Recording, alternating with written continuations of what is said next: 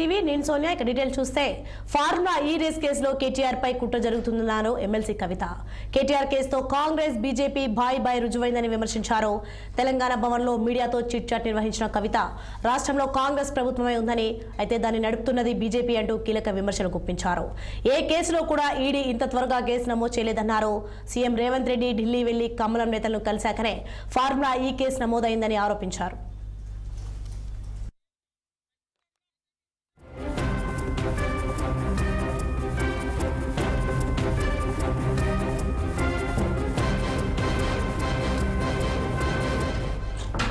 అసెంబ్లీలో CM Revanth Reddy ప్రతిపక్షాలపై attack చేశారని కవిత మండిపడ్డారు.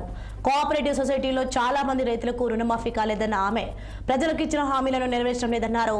10 ఏళ్ల నుంచి కేసీఆర్ వరల్డ్ బ్యాంక్ ను రానియలేదని కవిత తెలిపారు. అయితే కాంగ్రెస్ ప్రభుత్వం రాష్ట్రాన్ని వరల్డ్ బ్యాంక్ కు తాకట్టు పెడుతున్న 2 సీట్ల కోసం కమ్యూనిస్టులు మాట్లాడడం లేదని ఫైర్ అయ్యారు.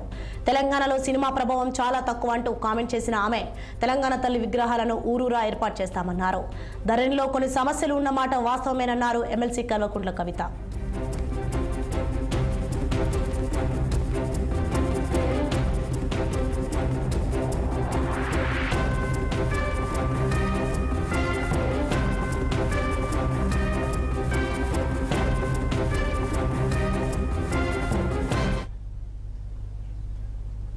విద్యాశాఖలో విలీనం చేయాలని సమగ్ర శిక్ష ఉద్యోగ